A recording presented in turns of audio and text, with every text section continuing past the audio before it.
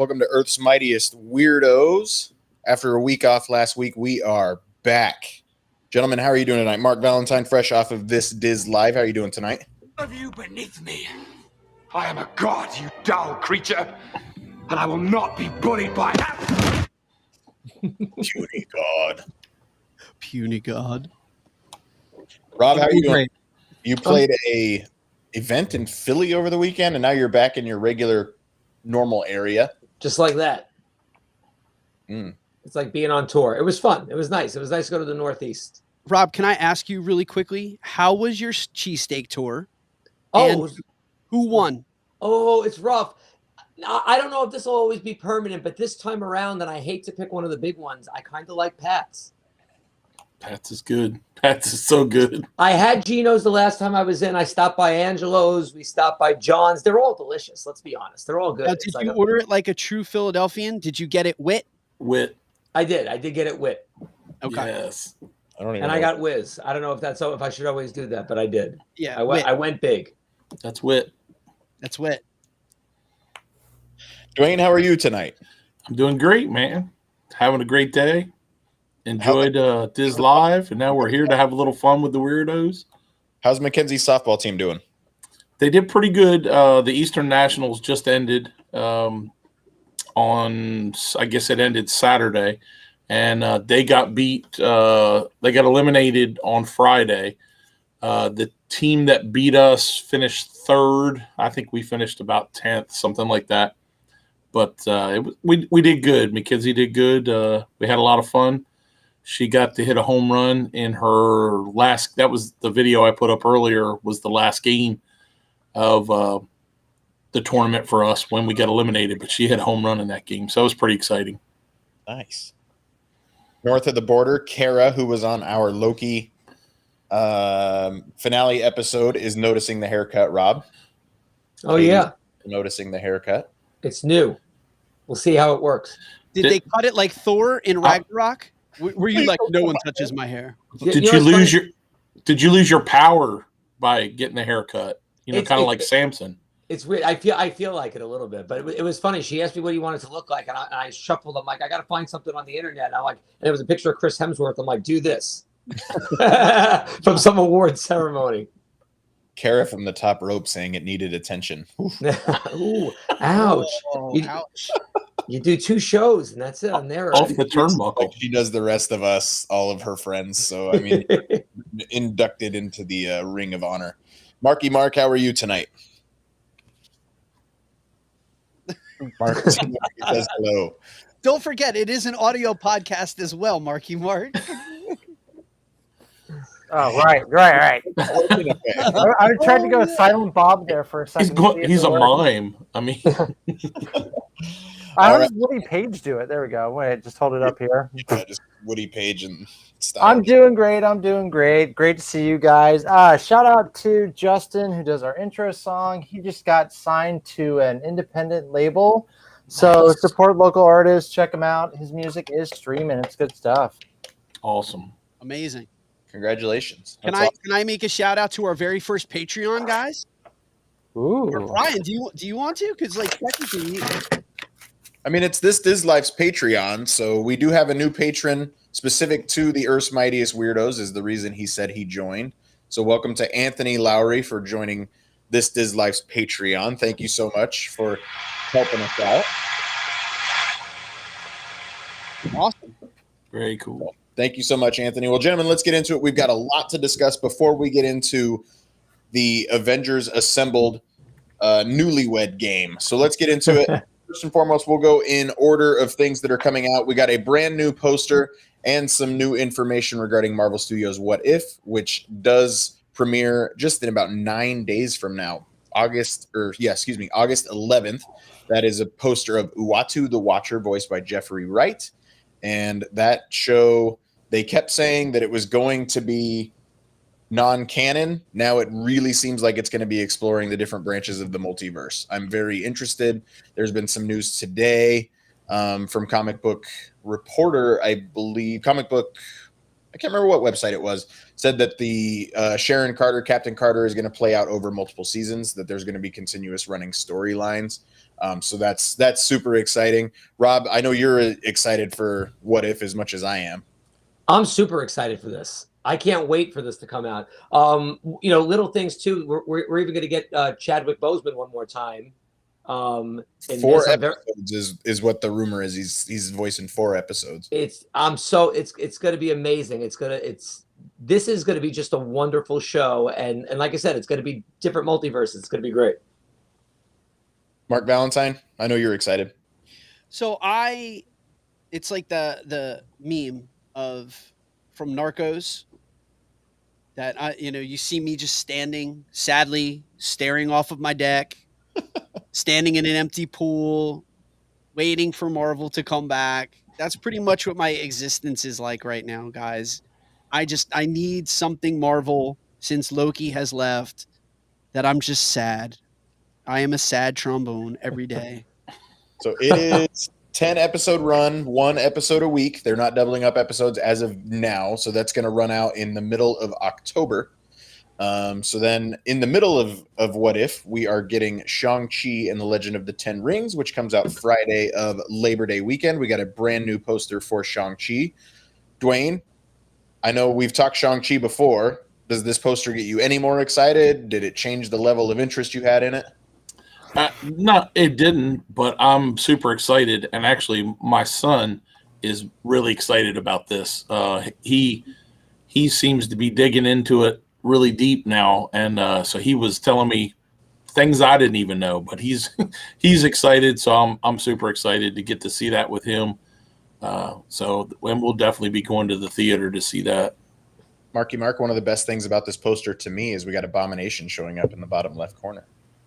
I actually wasn't sold on that. I remember asking you guys, is that confirmed, Abomination? I'm also happy that Disney can use not just red and blue colors on their posters, and they're doing something different on this poster.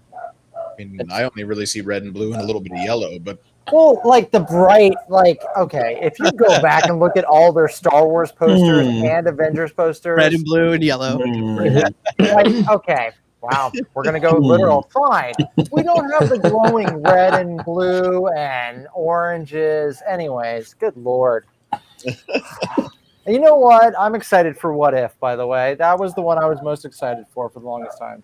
I'm sorry, Mark. I will pull it back up. Tell us everything you're excited for What If for. Nope. Markie Mark, I love you, buddy. I'm not here to panter to you, Bryan. I mean, if the audience would like to hear my thoughts on What If, I'll be happy to. Can you bring up the Shang-Chi poster one more time? I think we found someone that likes jewelry just as much as Alicia Haig. That gentleman in the back, he knows how to accessorize. And I have to say, I love his magic bands. I'm not allowed to comment on Alicia and jewelry because she doesn't think I like anything that's not Captain America jewelry. So, one more piece of information we got over the weekend, and boom, we got our first look at the Hawkeye series. There's Christmas lights in the background. I didn't expect Hawkeye to actually be Christmas themed.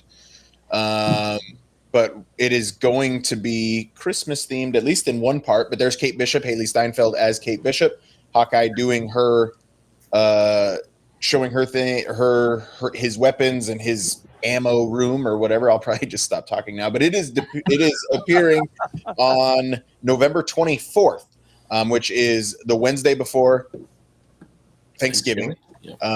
I hope it 2 episodes, but go ahead, Mark. I might have a problem, and I want to talk to you all as well as the viewers at home. I see Captain America shields when there's not a Captain America shield, and I definitely thought there was one in the background there. I may have a problem. Which one are you looking at? The big one on next to the punching bag, or the one down on on the right? Yeah, the bottom right. I may have a problem. Just a bullseye. Barbecue sauce. Oh my God. Yeah, so that is premiering. So Disney's shaking it up a little bit. We had been told everything we'd been told was Miss Marvel was premiering before Hawkeye. Now all indications lead to Miss Marvel's actually going to appear after Hawkeye, so in early 22, which will bridge the gap to get us to She-Hulk. And I hope Moon Knight is early in 2022. But there's a lot going on. So What If's going to wrap in the middle of October, at least its first season. And then we will be off for about a month until Thanksgiving when we get to Hawkeye. In not so positive news, and gentlemen, I am going to kind of get on my platform here for a little bit and try and talk about what's happening. Mark Valentine, go ahead. No, I'm just listening intently. Okay. It looked like you really wanted to cut. No, I'm just getting ready. I'm intense. This is intense for me.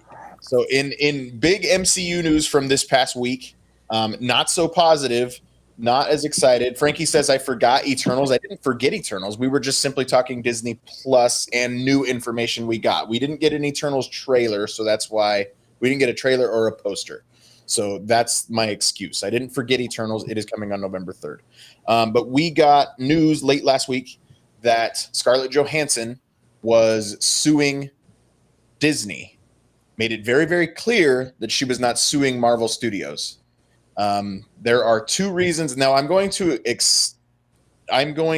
simply use all knowledge of tort law that I have in my life. So this isn't going to go super deep, but I want everybody to kind of be aware of what's going on, what Scarlett Johansson is claiming, and then Disney's kind of punch back to that and kind of where we stand right now, because Emma Stone and Emily Blunt potentially are thinking about pursuing the same course of action. Duane "The Rock" Johnson has already said he will not, that he is very much on board with this release strategy for Jungle Cruise. So, Bryan, are you going to make this like the classroom scene from Legally Blonde with like Malum and Say and Malum Prohibitum? Because that's my extent of legalese. It just goes to Legally Blonde. As Mark covers his face. okay. Oh, wait. It's scented. I'm sorry. So throw me off this. Throw me off. Bye. And her legal team is, again, making it very clear that they are not suing Marvel Studios for two reasons. One, because I think Scarlett Johansson and Marvel Studios both want to preserve some sort of good relationship. It may not be a working relationship anymore, but she was there for a really long time and doesn't want to leave this on a sour note. But two, and far more importantly, the contract that was originally signed for Black Widow was signed in May of 2017. As with most contracts, it says if there are any issues, if one party or the other has an issue, it goes straight to arbitration, private arbitration, and it is worked out there. But the legal team for Scarlett Johansson is taking this a different route to avoid arbitration and try to go after more money and whatever that may be. So her legal team is claiming tortious interference, which is when a third party compels someone to break the terms of a contract. So the claim is that Disney compelled Marvel Studios to break the terms of her Black Widow contract. There was no wording in the contract for an exclusive theatrical release. However, they put it as Disney chose to placate Wall Street investors and pad its bottom line rather than allow its subsidiary Marvel to comply with the agreement. So Scarlett Johansson agreed to deferred compensation and bonuses attached to box office performance and receipts based on an agreement that there would be a widespread theatrical release of more than 1,500 screens with an understanding that it would be exclusive to theaters. So basically what she said is, you're not going to pay me up front. You're going to pay me on how well this movie performs. This is back in May of 2017, when then Disney came out and they were simply stating what Disney Plus was going to be. Scarlett Johansson reached out in March of 2019, and her representation team reached out, and they again reiterated in an email Marvel's chief counsel, and this is where things are going to get a little bit bogged down, so bear with me, but I think it's important. On March 20th, 2019, Marvel's chief counsel wrote to Scarlett Johansson and her representation, "Further to our conversation today, it is 100% our plan to do a typical wide release of Black Widow. We have very high expectations for the film and are very excited to do for Black Widow what we have just done with Captain Marvel. We totally understand that Scarlett's willingness to do the film, and her whole deal is based on the premise that the film will be widely theatrically released like all the rest of our pictures. We understand that we should plan the change, that should we plan change, we need to discuss this with you and come to an understanding, as the deal is based on a series of very large box office bonuses." So a year before the pandemic, Disney put in writing that, hey, if we're not going to go with what our strategy has always been, we will come back to you and come to an agreement and the understanding. That's not a good look for Marvel and Disney at that point. Now, that being said, you can't foresee a pandemic. Nobody could have seen what was coming. The other issue here is they never used the word exclusive. The only wording was a widespread theatrical release of at least 1,500 screens. Black Widow opened up on almost 4,000 screens across the world. That's pretty widespread theatrical release. They never said anything about exclusivity. But they then go into how rewatches are affected. That, to me, does kind of just go against everything of the pandemic, because a lot of people are going to go out to the movie theater once or twice to see it. They're not going to put themselves at COVID risk to see it multiple times. But to wrap up the lawsuit, and then I will turn it over to you guys, Scarlett Johansson's legal team said, on information and belief, Marvel's decision to release the picture simultaneously in theaters and on Disney Plus Premier Access, if it even was Marvel's decision at all, was a direct result of Disney's tortious interference with the agreement. Absent this interference, it was Marvel's intent and desire to release the picture exclusively in theaters at a time that would have been maximized box office receipts and therefore Marvel and Miss Johansson's profits from the picture. The only reason Marvel did not wait for a more opportune time is because it was induced or forced by Disney to drive profits for Disney at Miss Johansson's expense. It seems like it's an okay. I mean, Rob, do you have any thoughts here? I have a lot of thoughts, and I see all the sides looking down, and I'm going to try to be as honest as I can be without being too honest, for my opinion, to get us in any trouble. But I think Disney tried to pull a fast one. It says it in there. If they're not going to do it normally, they're going to sit down and renegotiate the contracts. But is that legally binding? I think that they're going to get it. To me, there's a very simple way to figure it out. I want to know how many people got it on Premier Access, and I want to know how many people got a subscription to Disney Plus within a certain amount of time of Black Widow being released. And that'll very simply show you the difference in the numbers. If you see a large increase about that movie, I think she has a very good case. If you don't see that much of a thing, then you got to realize, there's a pandemic going on. People aren't going to go out to the movies. But that's my gut reaction is they knew what they were doing. They pumped that Disney Plus. Disney Plus is killing it for them. Let's be honest. So depending on, like I said, how much it increased, that's what I'll say on it. We don't know how many subscribers it brought in, but we do know it brought in $60 million in Premier Access. And she doesn't get a dime of that.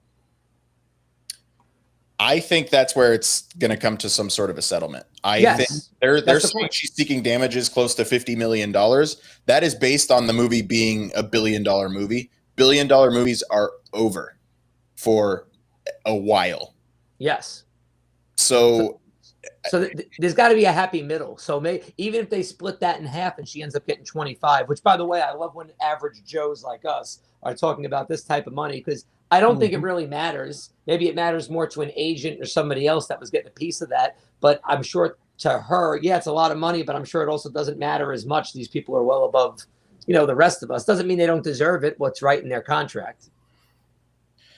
Disney clapped back. I really, when the lawsuit came out, I just assumed settlement was in the future, and that's just how it was going to be. Instead, Disney said there is no merit whatsoever to this filing.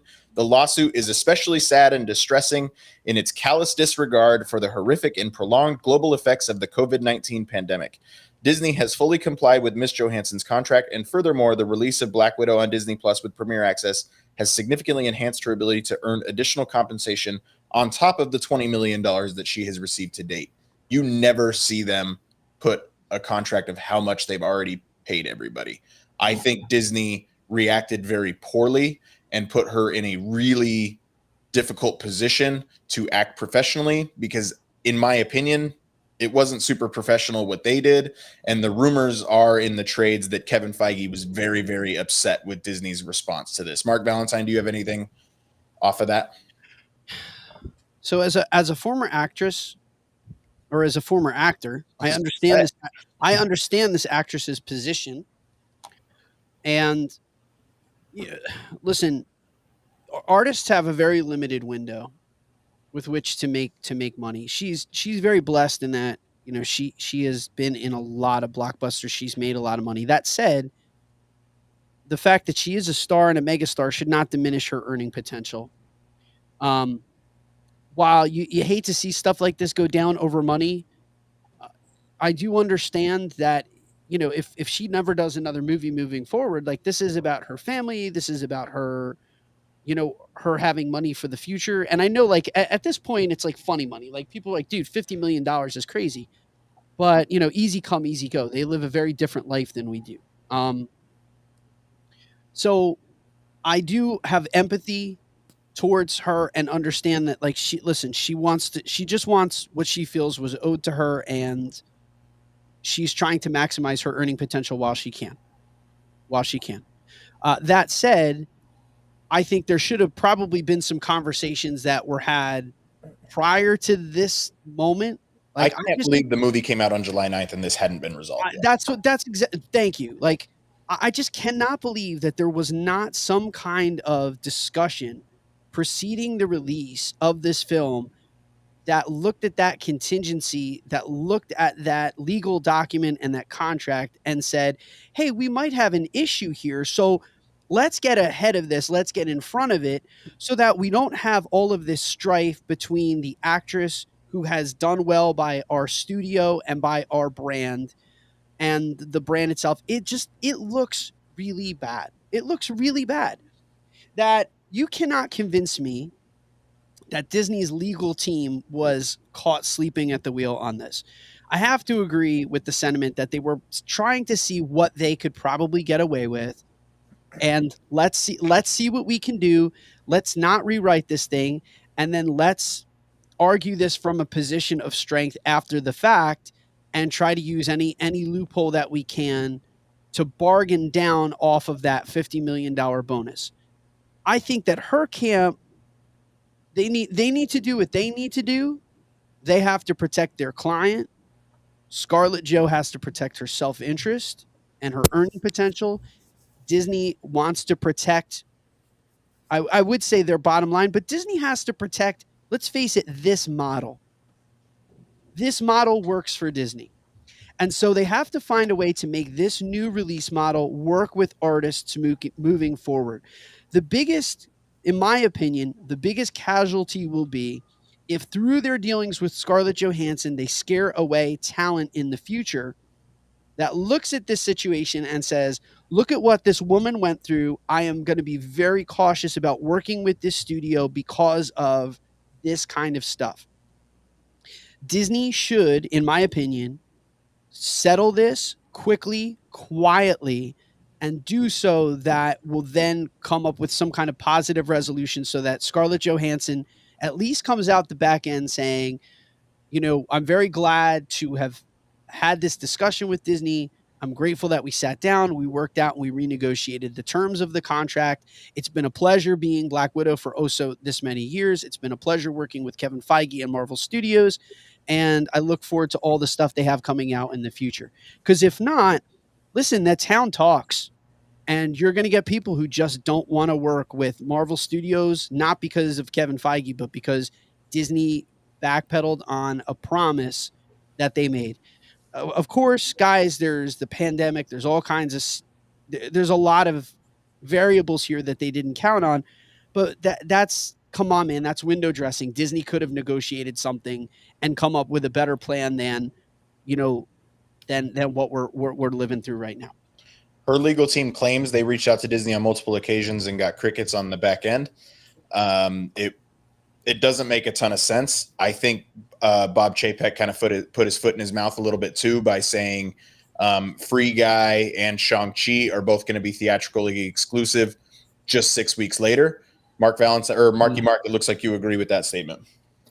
I think Disney has an image problem already with how handlings went down with Pirates of the Caribbean. I think this is another case of new management showing that these actors and actresses who have made us money in the past, if we don't have a hard time putting our interests maybe more in front of theirs. And I know, Rob, you said it, we're all talking about $20-50 million.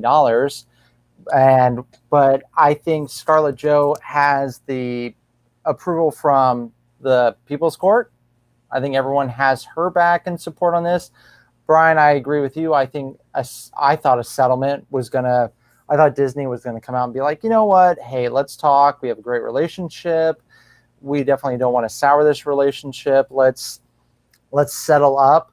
But then they came out with that statement, and I think they were thinking people would have their back. And, for a company I did at first glance. I did. And I still don't know that I don't. As for a company that's trying to diversify, this is not a good look. And, they had Cruella, but now you've got Emma Stone thinking about it. And Disney needs to handle this. They need to also look a couple moves ahead. Would this have happened under previous management? Who knows? There's new head of the mountain. Kevin Feige, Bryan, I said it right. Kevin Feige has, thank you. Kevin Feige has made it clear maybe not clear, but we've heard the rumors. Who he's backing. And I don't think I feel like he's earned a lot of people's trust. So yeah, Disney's not looking like a good guy right now. And it serves Kevin Feige well that he is reportedly very upset with Disney's response to Scarlett Johansson. So, they're not going to fire him. I think that Disney's new structure of having creative team over here and then the business team over here of deciding what goes Disney Plus, what doesn't, I think it's actually a fairly decent idea. However, I think it was ahead of its time and is not made for contracts that were written in May of 2017. There's going to be, I was just going to say, there's going to be a gray area for about 2 or 3 years where you have these old contracts that were written with a different paradigm and a different model. Mm-hmm. And you're going to have these issues. I hate to say this. I hate to say it, but actors, artists are going to have to come to grips with the fact that the pandemic has changed theatrical release window. It's changed the way that people consume. I remember years ago when Netflix killed the brick and mortar stores, and it took a long time for people to really come to grips with the fact that it's like, that's over. That way is done. Now it's just so ingrained, and people look at streaming services as part of the landscape, that this is the next phase of streaming services. They're not just there to peddle theatrical DVDs anymore, and it's not just replacing Blockbuster. They're studios. They are studios in their own right. And I hate to say this, but actors and actresses, if you don't want to play by these new rules, guess what? Your other option is obscurity, because there's not going to be a drought of young up and coming stars that'll say, no, I'm not taking work. I'm not going to work for Disney. I'm not going to work for Netflix. She did a big story. She's not new to the streaming world either. And that's my frustration and Emma Stone must have done the same thing, where unfortunately you caught a bad break. You built your contract on performance, and it didn't perform well because of extenuating circumstances that you couldn't control. My question is, if Disney says they gave her more opportunities because of Premier Access, that must mean they're cutting her some sort of the Premier Access. If it turns out they're not, then I am team her in that circumstance. Mindy says that she hears The Rock is considering pursuing legal action. I've read everything the opposite. I don't believe that, and I think The Rock is trying to play nice with Disney because I think they've got a relationship that's going to go well. The Rock, I can't see him rocking the boat, pun intended. Hey, Duane, we didn't go to you on this. Well, wait, are you saying he's between a rock and a hard place? I heard he can do anything but float. He can. Granted. Come on, Duane, that's a Moana joke. It was Disney. It was really relative. I liked it.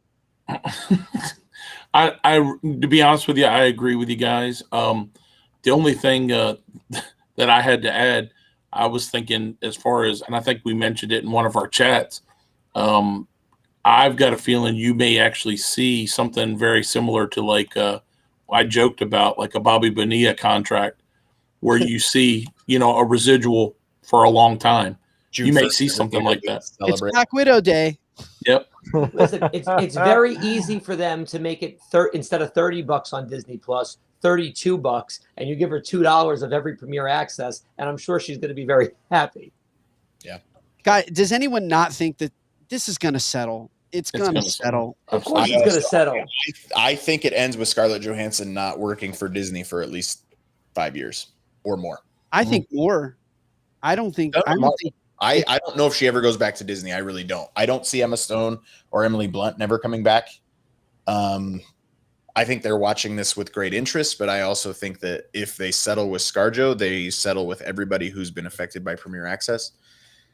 I don't know. I don't know what I think. I think I'm Team Disney. Bryan, I agree with that. I think that they have to come out very strong against this, because once the first one is lost, that's the precedent for everything. Mm-hmm. So I don't like how they came out strong in the manner in which they did. I think they could have just simply said it has no merit and call it good. But yeah, and in all earnest, I really don't think Disney cares. I really don't think they care. If she walks and they settle and they don't work with her anymore, I don't think they care. I truly don't. Actors and actresses have a shelf life, and Florence Pugh is going to be the next big thing. They don't care. Bye. See ya. And she is so. I love her. I love her so much. I think Disney does give performance-based contracts more than any other studio as well. Maybe they just get away from doing that.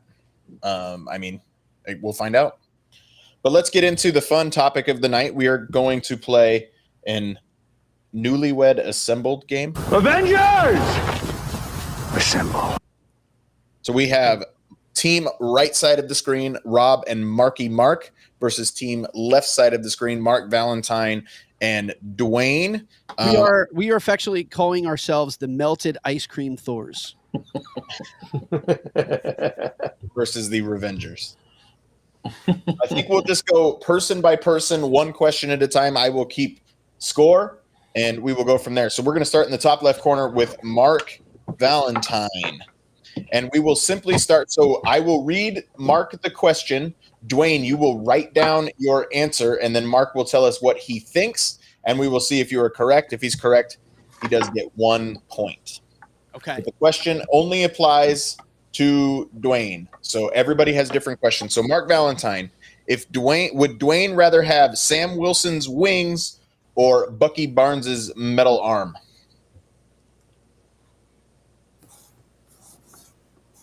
I think that Duane would like to have Sam Wilson's wings. Duane? Listen to Duane right away. No. Wow.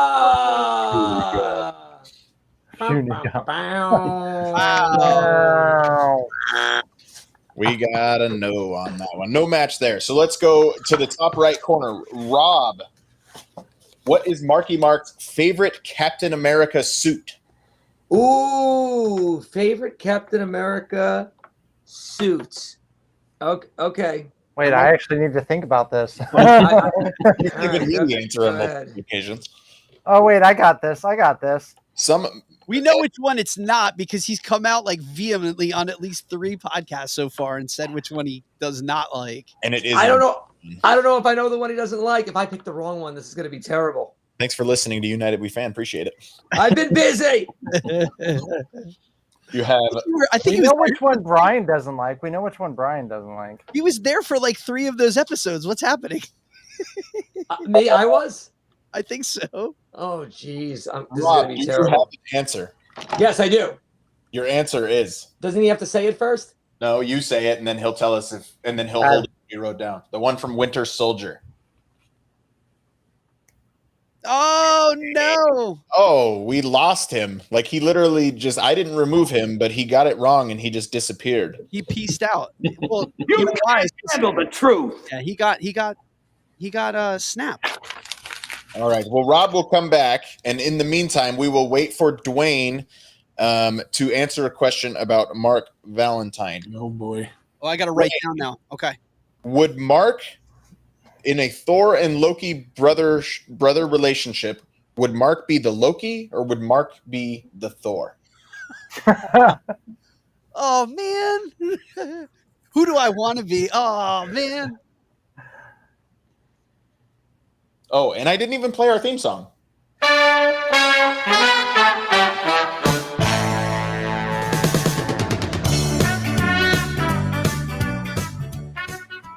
And if you have an answer to any of these questions, answer it about the contestants, or you can answer it about yourself. Brian Ferguson says Loki. I don't know if he thinks that means that Thanks, Mark Brian. would be Loki, or and what is your Brian? answer? Would Mark be the Loki, or would he be the worthy one? He's got to be Thor. Melted ice cream, huh? Oh, He went with Loki. He went with Loki. No. I would like like to this thank is you. not going to go well for us all. I, So much I didn't more even know if than- I was right. I missed the answer. You were wrong. He said Endgame. Damn it. That's all right. We're not doing any better, Rob. I feel like my sound effect went unnoticed, so I'm going to play it again. Great sound effect. All right. We are to Markie Mark. Mark, is Rob simply Team Cap or Team Iron Man? Rob, write your answer down, and Mark will give us the answer in 3, 2, 1. I'm revealing, right? Yes, about Rob. I'm revealing. Oh, Team Iron Man. We got our first point. Yeah. yeah. All right, back to Mark Valentine. Mark Valentine Yes, sir. is Duane's favorite original 6 Avenger. Oh, I knew this. Iron Man, Steve Rogers, Hulk, Hawkeye, Natasha Romanoff, or Thor. I mixed superhero names and regular names. Tony Stark himself, Iron Man. That's right.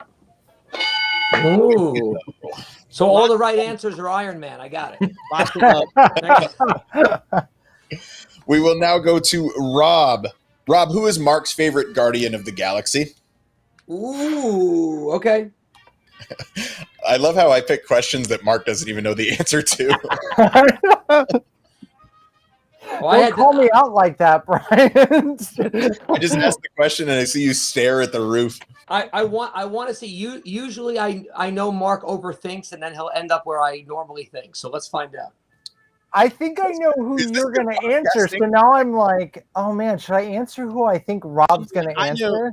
Mark, but after you go, can I go too? Because I want to try this one. All right. Man, I'm really on the spot right now. You know what? I'm going to do it. All right, I have an answer. Okay, Rob. So your answer is Rocket Raccoon. Rocket. Mark Valentine, what do you think it is? I think it's Rocket Raccoon. Marky Mark, the correct answer is nice. The trash panda. Triangle-faced monkey. Is that any better? It's worse. It's so much better. Well, worse. It's so We, worse. we do hope you are enjoying this. If you really, really hate this, please tell us in the comments. Yes, let us know. We won't be offended. This idea was brought to us by a group effort. If you hate it, No, it was not. It's all Mark's decision, and I love it. I'll die on Duane, that hill with you, man. if Mark Valentine could bring back one villain to the MCU, who would it be? ooh, Hmm. does Loki count? Since we already brought him back. I would say Loki doesn't count. Don't give him ideas. There's a lot of weird. Oh, ones sorry. from that Yeah, no. Valentine camp. Nathan, what up, brother? Nathan don't says he know. hates all of this. So thank you, Nathan. Appreciate it. Thanks for joining No, us. he doesn't. This theme song's about to run out, so I'm going to switch it. The game where everything's made up and the points don't matter. Gosh. You got me here. I just want to say there's a lot, so this could There are a lot. Like Yeah. Yeah. all the either ors from the first round are pretty much over. So, Duane, what answer would you give? I'm gonna say he went with Thanos. Thanos. Yeah, buddy. Nice. All right. I thought you were going to pick Justin Hammer. That's who I would have been. I would have been stuck between Justin Hammer Well, I panicked, but then I handled Or it. Trevor Slattery. I don't know if you know this, but I don't speak Russian. Anthony, is that you? All right. Markie Mark, if Rob created the soundtrack for one MCU hero, who would he have created the soundtrack for? Or who Oh man, this is so fun, dude. These questions are so amazing. Ah, man, I had my first knee-jerk reaction, but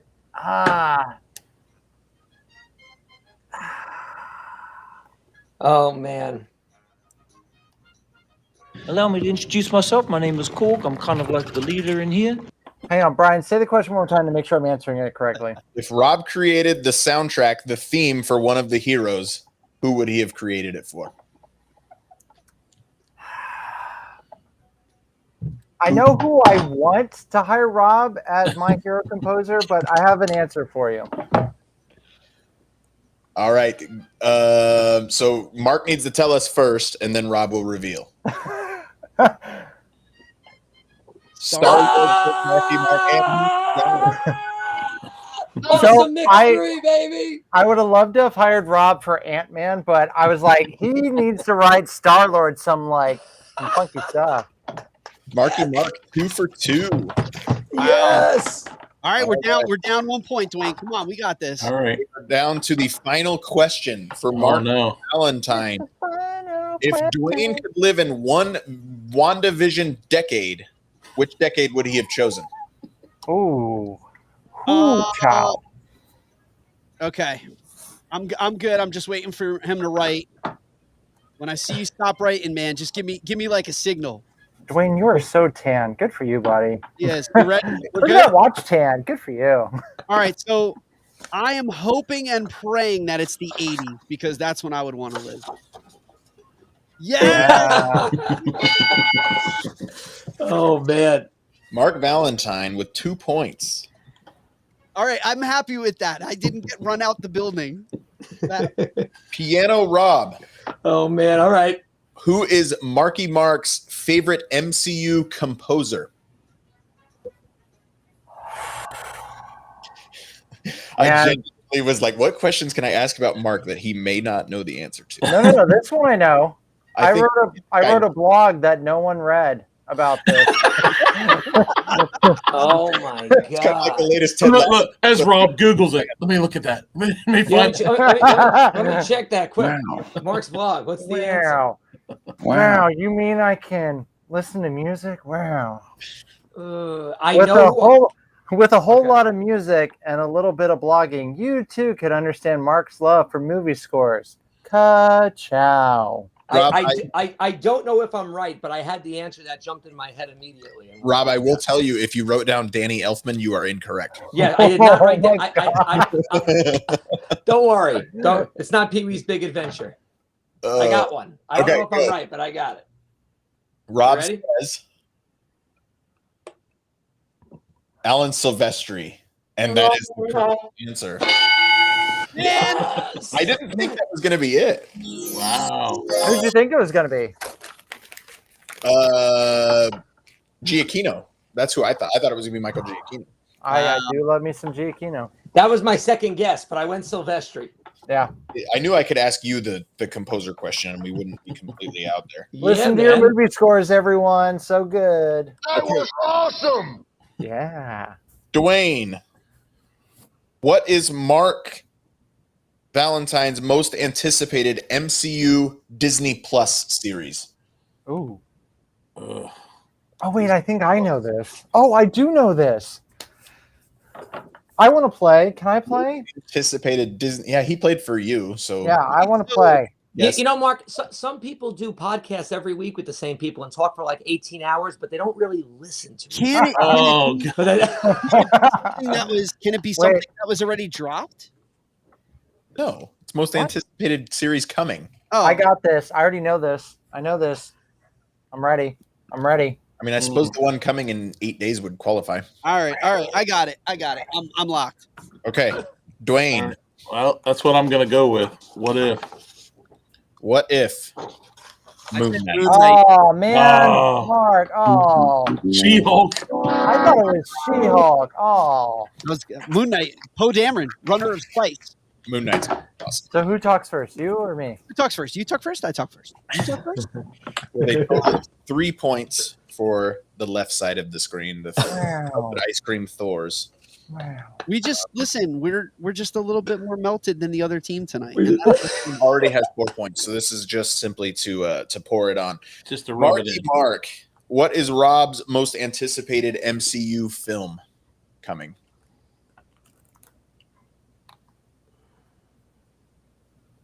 Shauna says I know. I think I know this. Mark, are you seeing this? Her favorite composer is with DC is Hans Zimmer.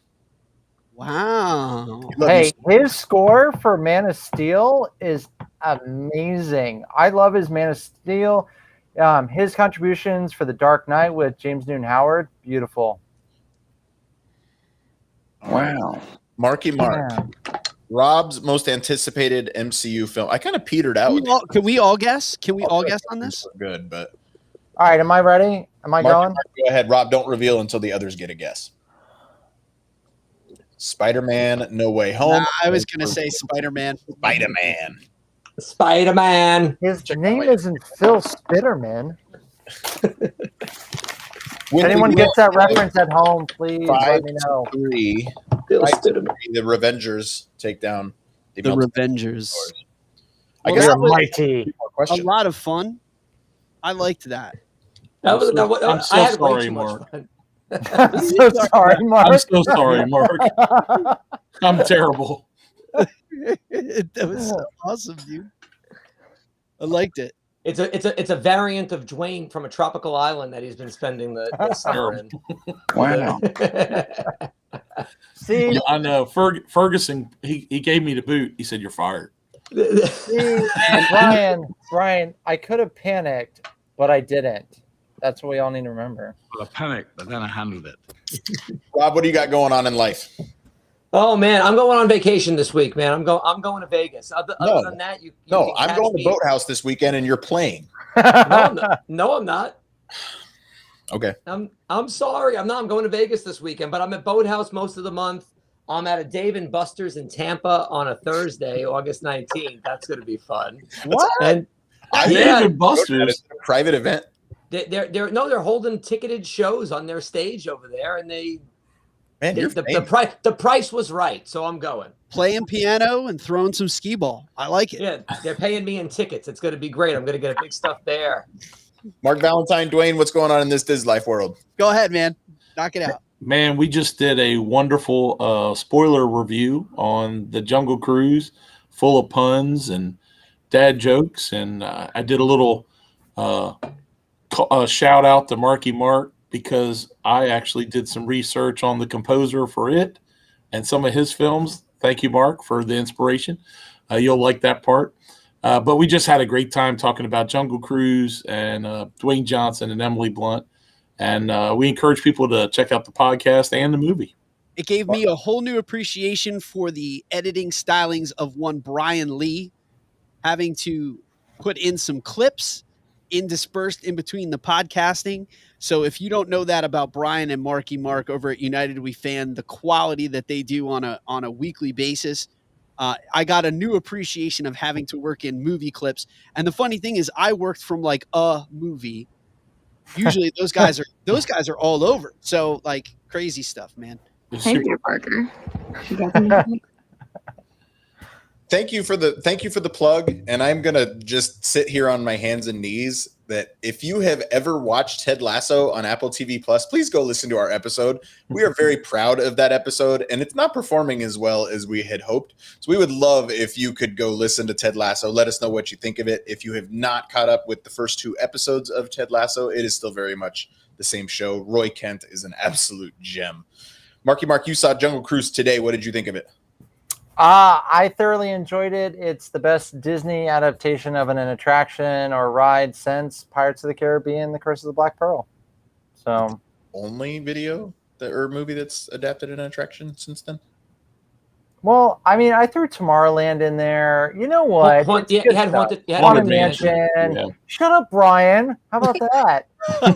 Anyways, Nothing will ever top Curse of the Black Pearl. There's That movie. there's the clap back from Disney. No. But yeah, check out Ted Lasso, please. We had so much fun. We got some cool episodes coming up. We kind of planned way ahead for our October episodes. But yeah, good stuff out there. I'm going to shout out one more GoFundMe for Growing Up with Harper May. Check her out on Instagram.